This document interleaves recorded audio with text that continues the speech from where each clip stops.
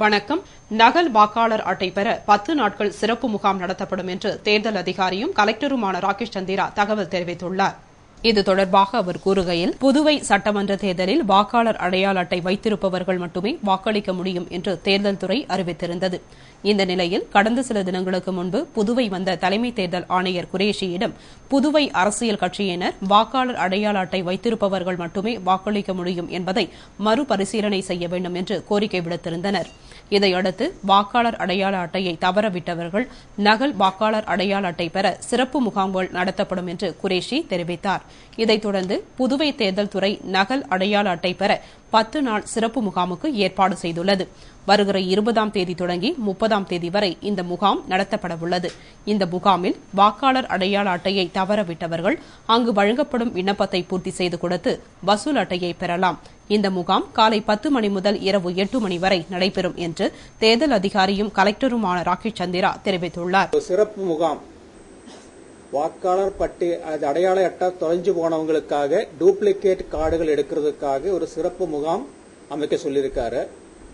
5 நாட்கள் மினிமம் நடக்கணும் என்று சொன்னாலும் நாங்கள் இந்த மாதிரி தொலைஞ்சு போனவங்களோட வசதிக்காக 10 நாட்கள் சேர்ந்த ஒரு சிறப்பு முகாம் செய்யறதுக்காக முன்வந்திருக்கிறாரு. சிறப்பு முகாம்கள், அதாவது டூப்ளிகேட் கார்டு எடுக்கிறதுக்கும் புது கார்டு எடுக்கிறதும் வித்தியாசம் உண்டு. டூப்ளிகேட் கார்டுன்னு சொன்னா எங்களோட டேட்டா பேஸில் உள்ள அந்த போட்டோ பிரகாரம் அவங்களுக்கு பிரிண்ட் எடுத்த ஒரு கார்டு கொடுப்பாங்க. அதுக்குள்ள விண்ணப்பங்கள் நாளையிலிருந்து நாளை பேப்பர்ல எல்லாமே அதுக்கு அட்வர்டைஸ்மெண்ட் கொடுப்பாங்க. அந்த அட்வர்டைஸ்மெண்ட்ல இருக்கும் ஒரு அப்ளிகேஷன் ஃபார்மேட்டில் ஃபில்அப் செஞ்சு 20ஆம் தேதி, அதாவது சண்டேயிலிருந்து காலைல 10 மணியிலிருந்து சாயந்தரம் 8 மணி வரைக்கும் நடக்கும். புதுவையில் 124 வாக்குச்சாவடிகள் பதற்றம் நிறைந்தவையாக கண்டறியப்பட்டுள்ளன என்று SSP அதுல் கத்தாரி தகவல் தெரிவித்துள்ளார். இது தொடர்பாக அவர் கூறுகையில், தேர்தல் நடத்தை விதிமுறைகளை அமல்படுத்த புதுவை காவல்துறை முழுமையான, தீவிரமான, உறுதியான நடவடிக்கைகளை எடுத்து வருகிறது. மாநில எல்லையான கனகசெட்டிக்குளம், கோரிமேடு, ஐயங்குட்டிப்பாளையம், கன்னியகோவில் மற்றும் மதகடிப்பட்டு ஆகிய 5 இடங்களில் சோதனை சாவடிகள் அமைக்கப்பட்டுள்ளது. இதேபோல் மாகேயில் 2 இடங்களிலும், ஏனாமில் 2 இடங்களிலும் சோதனை சாவடிகள் அமைக்கப்பட்டுள்ளது. இந்த சோதனை சாவடிகள் மூலம் அனைத்து வாகனங்களும் சோதனை செய்யப்பட்ட பிறகே உள்ளே செல்ல அனுமதிக்கப்படும். வாக்காளர்களுக்கு பணம் மற்றும் பரிசு பொருட்களை வழங்குவதை தடுக்க பறக்கும் படைகள் அமைக்கப்பட்டுள்ளது. காவல்துறை மூலம் புதுவையில் உள்ள 700 வாக்குச்சாவடிகளில் 124 வாக்குச்சாவடிகள் பதற்றம் நிறைந்தவையாக கண்டறியப்பட்டுள்ளது. இதுவே இறுதியானது அல்ல. வேட்புமனு தாக்கலுக்கு பிறகு பதற்றமான வாக்குச்சாவடிகளின் நிலை மாறும். தேர்தல் பாதுகாப்பிற்காக மத்திய உள்துறையிடம் 15 கம்பெனி துணை ராணுவ படையினர் வேண்டும் என்று கோரிக்கை வைத்தோம். இதில் 10 கம்பெனி படைகள் தருவதாக மத்திய அரசு உறுதியளித்துள்ளது. இதில் 6 கம்பெனி படைகள் புதுவையிலும், காரைக்காலில் 2 கம்பெனி படைகளும், மாகே மற்றும் ஏனாமுக்கு தலா 1 கம்பெனி படைகள் அனுப்பி வைக்கப்படும். புதுவையில் 207 உரிமம் பெற்ற துப்பாக்கிகள் உள்ளது. இதில் 172 துப்பாக்கிகள் போலீஸ் நிலையத்தில் ஒப்படைக்கப்பட்டுள்ளது. மற்றவை தேசிய மற்றும் தனியார் வங்கிகளின் பாதுகாப்பிற்காக பயன்படுத்தப்பட்டு வருகிறது. புதுவையில் தேர்தல் பாதுகாப்பிற்கு அண்டை மாநில போலீசாருடன் இணைந்து பணியாற்ற உள்ளோம் என்று கூறினார். வில்லியனூர் அருகே கழுத்தை அறுத்து வாலிபரை கொலை செய்த 4 பேரை போலீசார் தேடி வருகின்றனர். புதுவை வில்லியனூர் கணுவாப்பேட்டையைச் சேர்ந்த பாலாஜி என்பவர் நேற்று இரவு மணல் ஏற்றுவதற்காக ஒதியம்பட்டு காசி விஸ்வநாதர் கோவில் அருகே சங்கராபரணி ஆற்றுக்கு சென்றார். அங்கு தனது நண்பர்கள் ஏழுமலை உட்பட 3 பேரை வண்டியில் மணல் ஏற்றுமாறு கூறிவிட்டு கோவில் அருகே படுத்து தூங்கினார்.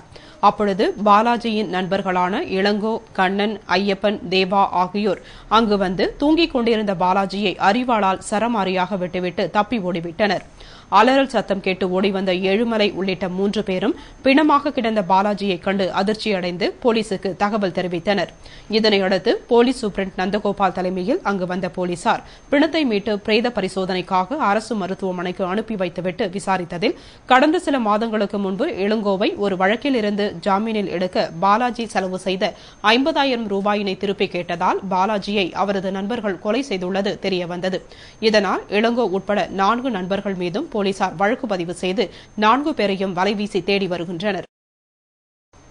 புதுவை சட்டசபை தேர்தலில் வாக்காளர்களுக்கு பணம், மது, பரிசு பொருட்கள் வழங்குவதை தடுப்பது குறித்து வியாபாரிகள் சங்க நிர்வாகிகளுடன் SP சிவதாசன் ஆலோசனை நடத்தினார்.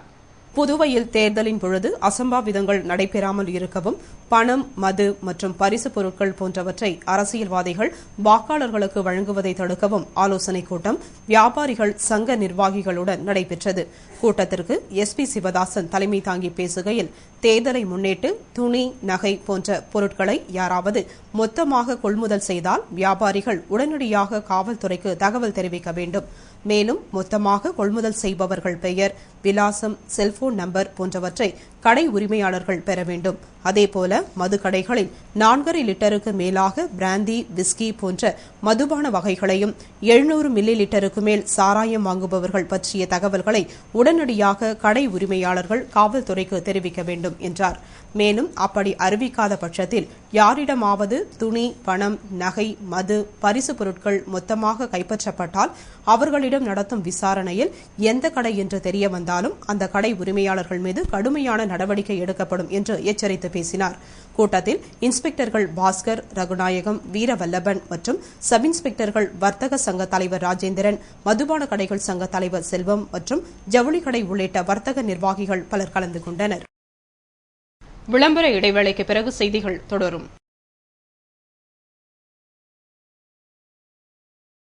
எப்பா நேத்து அடிச்ச காத்துல நம்ம தோட்டத்துல முருங்கை மரம் சாஞ்சி போச்சு. அத அம்மா விட்டு என்ன பண்ணு கேட்சி. மரத்தை வீணா தூக்கி போட்டு போறாங்க அம்மா.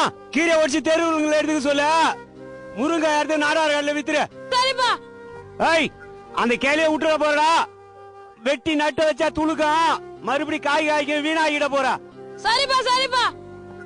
சாதாரண முருங்கை மரம் உடைஞ்சாலே அதை வீணாக்கிடாம அந்த கிளையை வெட்டி இன்னொரு மரத்தையே உருவாக்குற நீங்க, மனுஷன் செத்துட்டா மட்டும் அவனுடைய கண்ணை மண்ணில் புதைச்சும் நெருப்பில் எரிச்சும் வீணாக்கிறீங்களே.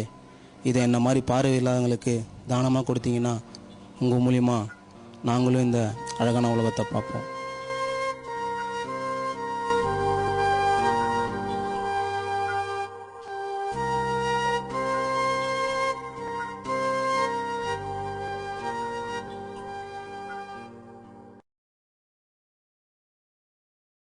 செய்திகள் தொடர்கின்றன. வீராம்பட்டினத்தில் போலீசாரின் அதிரடி நடவடிக்கையை கைவிடுமாறு அப்பகுதி பெண்கள் முதலமைச்சர் வைத்தியலிங்கத்தை முற்றுகையிட்டு முறையிட்டனர். புதுவை வீராம்பட்டினம் கோவில் திருவிழாவில் ஏற்பட்ட பிரச்சினையில் இரு பிரிவினருக்கு இடையே கோஷ்டி மோதல் ஏற்பட்டு கலவரமாக வெடித்தது. இதனையடுத்து போலீசார் குவிக்கப்பட்டு துப்பாக்கி சூடு நடைபெற்றது. மேலும் இது தொடர்பாக 8 பேரை போலீசார் கைது செய்தனர். பின்னர் போலீசார் வீடு வீடாக அதிரடி சோதனை நடத்தி ஈட்டி, கம்பி போன்ற ஆயுதங்களை பறிமுதல் செய்தனர். இந்நிலையில் வீராம்பட்டினம் பெண்கள் போலீசார் வீடு வீடாக வந்து அதிரடி சோதனை நடத்துவது தங்களுக்கு மிகவும் சிரமமாக உள்ளது, மேலும் வீட்டை விட்டு வெளியே வருவது பாதுகாப்பு அற்றதாக உள்ளது என்று போலீசாரின் நடவடிக்கையை கைவிட வேண்டும் என வலியுறுத்தி பெண்கள் அனைவரும் ஒன்று திரண்டு முதலமைச்சர் வைத்தியலிங்கத்தை முற்றுகையிட்டு தங்கள் சிரமங்கள் குறித்து முறையிட்டனர். அதனை ஏற்றுக்கொண்ட முதலமைச்சர் நடவடிக்கை எடுப்பதாக கூறியதும் அவர்கள் கலைந்து சென்றனர். புதுவை சட்டமன்ற தேர்தலில் காங்கிரஸ், பாமக இடையே தொகுதி பங்கீடு தொடர்பான முதல்கட்ட பேச்சுவார்த்தை துவங்கியது. புதுவை மாநிலத்தில் ஏப்ரல் 13ஆம் தேதி சட்டமன்ற தேர்தல் நடைபெறவுள்ளது. இந்த தேர்தலில் காங்கிரஸ், திமுக, பாமக மற்றும் விடுதலை சிறுத்தைகள் கட்சிகள் கூட்டணி அமைத்து போட்டியிடுகின்றன. இந்த கூட்டணியை உறுதி செய்யும் விதமாக ஏற்கனவே காங்கிரஸ், திமுக நிர்வாகிகள் தொகுதி பங்கீடு குறித்து பேச்சுவார்த்தை நடத்தினர். இந்நிலையில் காங்கிரஸ், பாமக இடையே தொகுதி பங்கீடு குறித்து முதல்கட்ட பேச்சுவார்த்தை நேற்று மாலை காங்கிரஸ் கட்சி தலைமை அலுவலகத்தில் நடைபெற்றது. இந்த பேச்சுவார்த்தையில் காங்கிரஸ் கட்சி சார்பில் மாநில தலைவர் AV சுப்பிரமணியன், முதல்வர் வைத்தியலிங்கம் ஆகியோர் கலந்து கொண்டனர். பாமக சார்பில் அக்கட்சியின் மாநில தலைவர் GK மணி, மாநில செயலாளர் அனந்தராமன், பண்ருட்டி சட்டமன்ற உறுப்பினர் வேல்முருகன், மாவட்ட தலைவர் சுப்பிரமணியன், செயலாளர் மதியழகன் ஆகியோர் கலந்து கொண்டனர். பின்னர் பேச்சுவார்த்தை மாலை 6:40 மணிக்கு துவங்கியது. இரவு 9:50 வரை நீடித்த பேச்சுவார்த்தையில் இரு தரப்பினரும் பரஸ்பரமாக தொகுதிகளை விட்டுக் கொடுத்து செல்வது என்று முடிவு செய்யப்பட்டதாக கூறப்படுகிறது. அப்பொழுது யார் யாருக்கு எத்தனை தொகுதிகள், எந்தெந்த தொகுதிகள் என்பது குறித்து அடுத்த கட்ட பேச்சுவார்த்தையின் பொழுது இறுதி செய்யப்படும் என்று கூறப்படுகிறது. பேச்சுவார்த்தை எங்களுக்கும் பாட்டாளி மக்கள் கட்சியினுடைய தலைவர் அவர்களுக்கும் நடந்த பேச்சுவார்த்தை மிக சுமூகமாக நடந்து கொண்டிருக்கின்றது. ஐயா அவர்கள் வந்திருக்கின்றார்கள், அவருடைய கருத்தையும் கூறியிருக்கின்றார்கள், எங்களுடைய கருத்தையும் கூறியிருக்கின்றோம். மிக விரைவில் சுமூகமான தீர்வை கொண்டு வருவோம். மருத்துவரையா அவர்கள் அறிவித்ததற்கு இணங்க முதல் கட்டமாக பேசுவதற்கு பாட்டாளி மக்கள் கட்சியின் சார்பில் குழு வந்தோம்.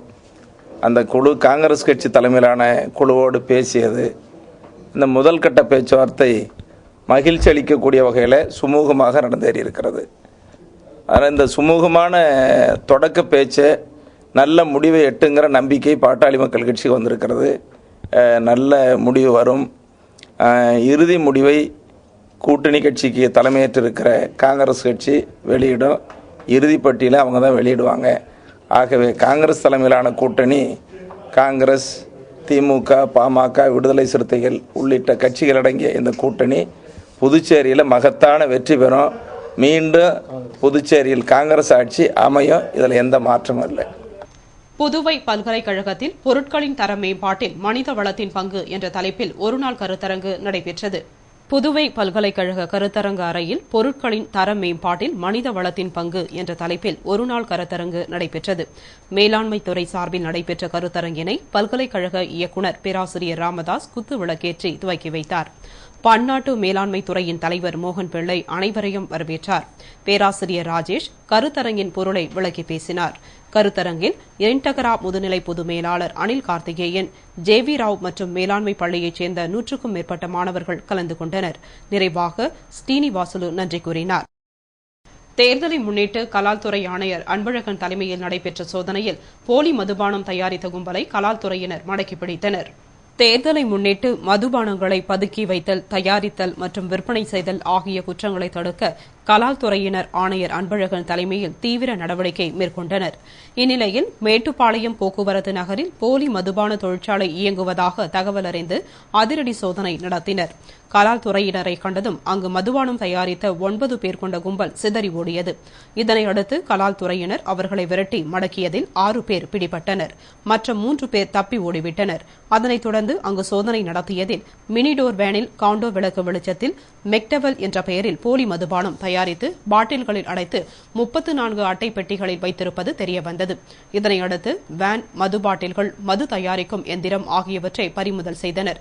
பின்னர் பிடிப்பட்ட 6 பேரை போலீசார் வந்து கைது செய்து விசாரித்ததில் போலி மதுபானங்கள் முத்தியால்பேட்டை கவியரசன் மூலம் தயாரிப்பது தெரியவந்தது. அவரையும் கைது செய்ய போலீசார் தேடுதல் வேட்டையில் ஈடுபட்டுள்ளனர். இத்துடன் செய்திகள் நிறைவடைந்தன. வணக்கம்.